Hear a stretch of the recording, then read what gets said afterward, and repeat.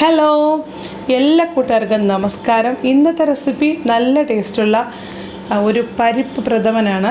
ഇതിനകത്ത് കുറേ ടിപ്സൊക്കെ ഉൾപ്പെടുത്തി നല്ല അടിപൊളി ടേസ്റ്റിൽ സദ്യക്കൊക്കെ ചെയ്യുന്ന പോലെ നമ്മളുടെ നാട്ടിലെ സ്റ്റൈലിൽ കുറച്ച് ടിപ്സൊക്കെ ഉൾപ്പെടുത്തി ഞാൻ ചെയ്തതാണ്. അപ്പം നിങ്ങൾക്ക് തീർച്ചയായിട്ടും ഇഷ്ടപ്പെടും.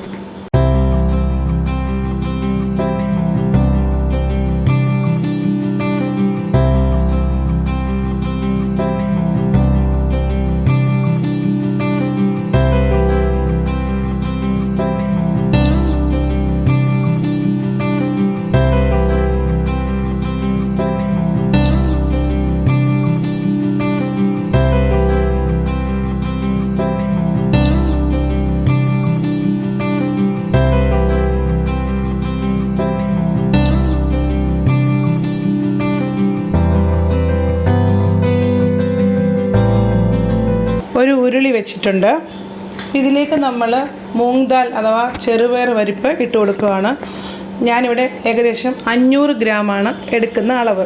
ഇതിൽ 250 ഗ്രാം ഞാനൊരു ഹാഫ് ഫ്രൈ ചെയ്യുന്നുണ്ട്, 250 ഗ്രാം ഞാനൊരു ഡീപ്പ് ഫ്രൈയും ചെയ്യുന്നുണ്ട്. അങ്ങനെ വേണം ഇത് ഉണ്ടാക്കാൻ, എന്നാലേ ഈ പായസത്തിന് നല്ലൊരു ടേസ്റ്റ് കിട്ടത്തുള്ളൂ. ഞാൻ ഈ മൂങ് ദാൽ അഥവാ ഈ ചെറുപയർ പരിപ്പ് നല്ലതുപോലെ കഴുകി വെള്ളം വാലാൻ വെച്ച് ഒന്ന് ഡ്രൈ ആയതിനു ശേഷമാണ് എടുത്തിരിക്കുന്നത്. എപ്പോഴും പയറുവർഗ്ഗങ്ങളൊക്കെ പായസം വെക്കുമ്പോൾ അങ്ങനെ ചെയ്യണം കേട്ടോ. ഈ ഉരുളി ഒരു ചെറിയ ഫ്ലെയിമിലാണ് വെച്ചിരിക്കുന്നത്. നമുക്കിതിലേക്ക് പകുതി ഇട്ട് കൊടുക്കാം. 500 ഗ്രാമിൻ്റെ പകുതി 250 ഗ്രാം.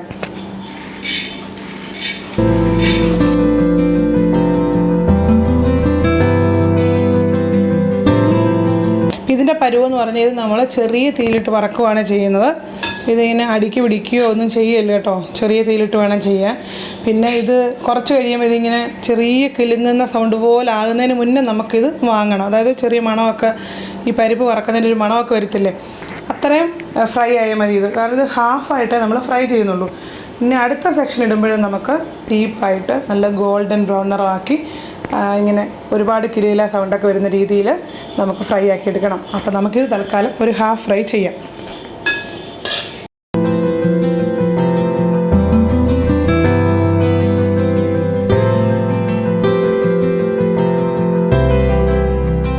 അപ്പോൾ ഇതൊരു ഹാഫ് ഫ്രൈ ആയിട്ടുണ്ട്, ചെറിയ കിലുങ്ങുന്ന സൗണ്ടൊക്കെ ആയിട്ടുണ്ട്. നമുക്ക് ഇത്രയും മതി.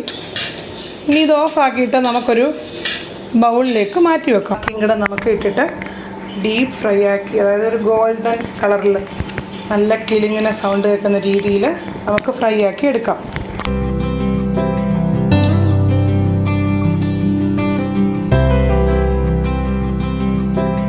ഇത് നല്ലതുപോലെ ഫ്രൈ ആയിട്ടുണ്ട്. കണ്ടോ, കിലുകില സൗണ്ട് കേൾക്കുന്നുണ്ടോ? നല്ലൊരു മണമൊക്കെ വന്നു, ലൈറ്റ് ഗോൾഡൻ കളറായിട്ടുണ്ട് കേട്ടോ. ഇത് മതി, നമുക്കിനി ഓഫാക്കാം. ഒരു ഉരുളി വെച്ചിട്ടുണ്ട്. ഇതിലേക്ക് നമുക്ക് 4 ടേബിൾ സ്പൂൺ നെയ്യ് ചേർത്ത് കൊടുക്കാം.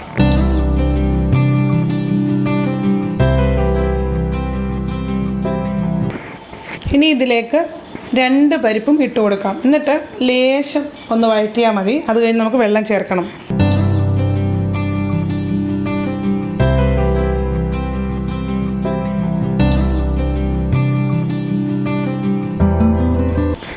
ഇനി നമുക്കിതിലേക്ക് കുറച്ച് വെള്ളം ചേർത്ത് കൊടുക്കാം. സാധാരണ വെള്ളം മതി. ഈ പരിപ്പ് വേവാൻ വേണ്ടി മൂടി നിൽക്കുന്ന രീതിയിൽ വേണം വെള്ളം ചേർക്കാൻ. ഒരുപാട് വെള്ളം വേണ്ട കേട്ടോ.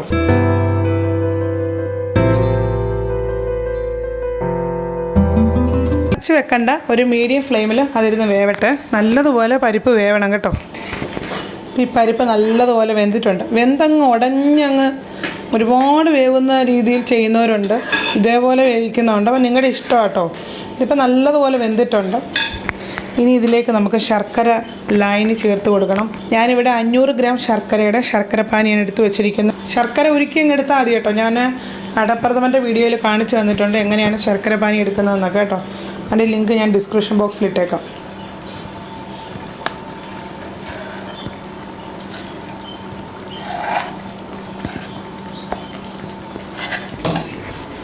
ഇത് നല്ലതുപോലെ മിക്സ് ചെയ്യണം. ഈ ശർക്കരപ്പാനി ഈ പരിപ്പുമായിട്ട് ചേർന്ന് നല്ലതുപോലെ അങ്ങ് മിക്സ് ആവണം. അതുവരെ നല്ലതുപോലെ ഇളക്കി കൊടുക്കണം കേട്ടോ.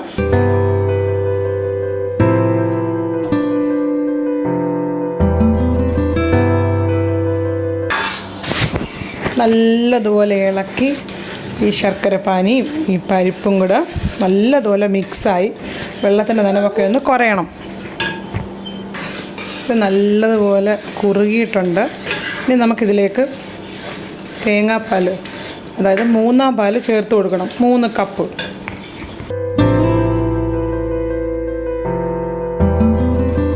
ഈ തേങ്ങാപ്പാൽ ഒഴിച്ചിട്ട് നല്ലതുപോലെ കുറുകിയിട്ട് വേണം 2-ാം പാൽ ഒഴിക്കാൻ.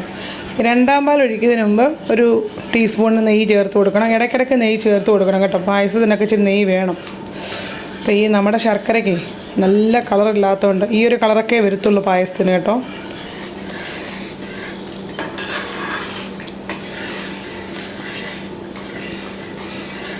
അപ്പം 3-ാം പാൽ ഒഴിച്ചിട്ട് നല്ലതുപോലെ ഇളക്കി ഇത് നല്ലതുപോലെ കുറുകിയിട്ടുണ്ട്.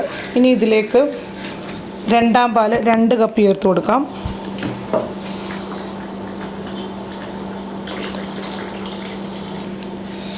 ഞാനിപ്പോൾ 1 ടീസ്പൂൺ നെയ്യും കൂടെ ചേർത്ത് കൊടുത്തായിരുന്നു കേട്ടോ. 2-ാം പാൽ ഒഴിച്ചതിന് ശേഷം ഇത് നല്ലതുപോലെ ഇതിൽ മിക്സ് ആവണം, നല്ലതുപോലെ കുറുകണം. ഒരുപാടങ്ങ് കുറുകി അങ്ങ് വെള്ളം ഇല്ലാത്ത രീതിയിലാവരുത്. പായസം കുടിക്കാൻ വേണ്ടേ. ഇത് നല്ലതുപോലെ കുറുകി ഈ പരിപ്പുമായിട്ടൊക്കെ നല്ലതുപോലെ യോജിക്കണം. എന്നിട്ട് നമുക്ക് തലപ്പാൽ ഒഴിച്ചു കൊടുക്കണം. അതിന് മുന്നേ നമുക്ക് ലേശം നെയ്യും കൂടെ ചേർക്കാം കേട്ടോ. അപ്പോൾ ഇത് നല്ലതുപോലെ ഇളക്കി ഒന്ന് കുറുക്കിയെടുക്കാം. തീ കൂട്ടി വെക്കരുത്, ഒരു മീഡിയം ഫ്ലെയിം ഇട്ടാൽ മതി. പായസം ഉണ്ടാക്കാമെന്ന് പറയുമ്പം ഇളക്കുന്നതാണ് ഏറ്റവും പ്രയാസമുള്ള കാര്യം. കുറേ നേരം ഇളക്കണം. ഇപ്പോൾ 2-ാം പാൽ ഒഴിച്ചിട്ട് കുറച്ച് നേരമായി. നല്ലതുപോലെ യോജിച്ചിട്ടുണ്ട്. അപ്പോൾ പിന്നെ ഒരുപാടങ്ങ് കുറുകാൻ നോക്കരുത്, ആവശ്യത്തിൽ കുറുകിയാൽ മതി. ഇനി ഇതിലേക്ക് നമുക്ക് ലേശം നെയ്യ് ചേർത്ത് കൊടുക്കാം. 1 ടീസ്പൂൺ നെയ്യ്, ഒരു 3 പ്രാവശ്യമൊക്കെ ആയിട്ട് നെയ്യ് ചേർത്ത് കൊടുക്കണം കേട്ടോ. ഇനി ഇതിലേക്ക് 1-ാം പാൽ ചേർത്ത് കൊടുക്കാം കേട്ടോ. ഒരു 1.5 കപ്പോളം ഉണ്ട്. തലപ്പാലെന്ന് പറയും.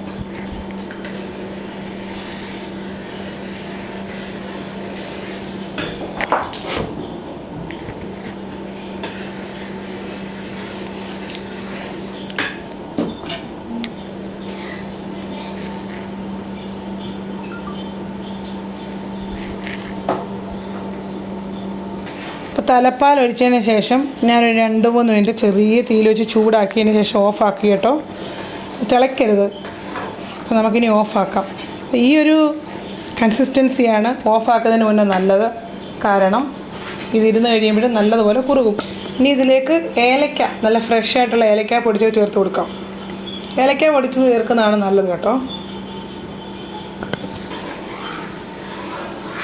അപ്പോൾ ഇനി ഇതിലേക്ക് ഒരു നുള്ള് ഉപ്പ് ചേർത്ത് കൊടുക്കാം. ഒരു നുള്ള് മതി കേട്ടോ. ഈ മധുരം ചെകിടിക്കാതിരിക്കാനെന്ന് പറയും.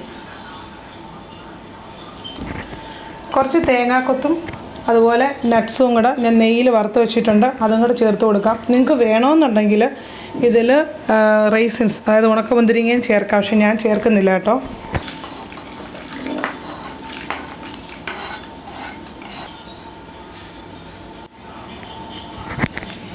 അപ്പോൾ നല്ല ടേസ്റ്റുള്ള പരിപ്പ് പ്രഥമൻ ഇവിടെ റെഡിയാണ്. ഇപ്പോൾ നോക്കി ഇതിൻ്റെ ഒരു കൺസിസ്റ്റൻസി നല്ല കറക്റ്റ് പരുവമാണ്. അപ്പോൾ ഇത് നിങ്ങൾ ചിലപ്പോൾ ഇത് വിളമ്പാറാകുമ്പോഴത്തേക്ക്, അതായത് നല്ലതായിട്ട് ആറുമല്ലോ, അപ്പോൾ ചിലപ്പോൾ ഇതിൻ്റെ കൺസിസ്റ്റൻസി ഒത്തിരി കുറുകിപ്പോയി കഴിഞ്ഞാൽ നിങ്ങൾ കുറച്ച് പശുവും പാലെടുത്തിട്ട് ഒന്ന് ചൂടാക്കി അല്ലെങ്കിൽ തിളപ്പിച്ചിട്ട് ഇതിനകത്ത് ഒഴിച്ചിട്ട് ഒന്നും കൂടെ ഒന്ന് ചൂടാക്കിയാൽ മതി കേട്ടോ. അങ്ങനെ ചെയ്യാം, കുഴപ്പമൊന്നുമില്ല. നല്ല ടേസ്റ്റാണ്. പിന്നെ ഞാൻ കുറച്ച് ടിപ്സ് ഈ വീഡിയോയിൽ പറഞ്ഞു തരാമെന്ന് വിചാരിക്കുന്നു. സാധാരണഗതിയിൽ ഈ പരിപ്പ് പ്രഥമൻ ഉണ്ടാക്കുമ്പോൾ പരിപ്പ് നല്ലതുപോലെ വെന്തങ്ങ് ഉടഞ്ഞു പോകുന്ന രീതിയിലാണ് പലരും ഉണ്ടാക്കുന്നത്.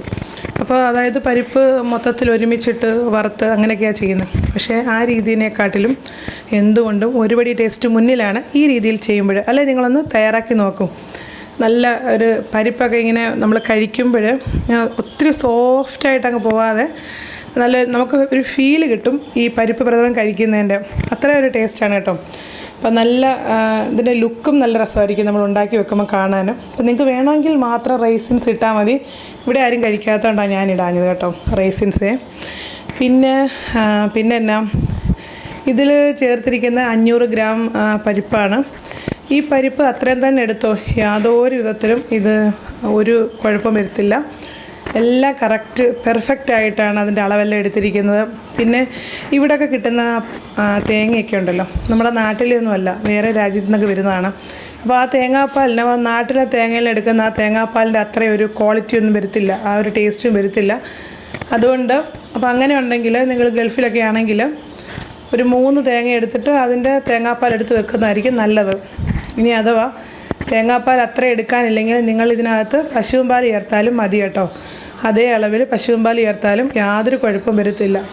ഞാൻ നേരത്തെ പറഞ്ഞിരുന്നു അടപ്രഥമൻ ഉണ്ടാക്കിയ വീഡിയോയ്ക്കകത്ത് ഞാൻ പശുവും പാൽ ചേർത്ത് കാണിക്കാമെന്ന്. ഇനി ഒരിക്കലും ഞാൻ അടപ്രഥമൻ പശുവും പാൽ ചേർത്ത് ഇടാം. അതുപോലെ നമ്മൾ ഈ ഓണത്തിന് തയ്യാറാക്കാൻ വേണ്ടി നിങ്ങൾക്ക് 2-3 പായസം നേരത്തെ ഇട്ടിട്ടുണ്ട്.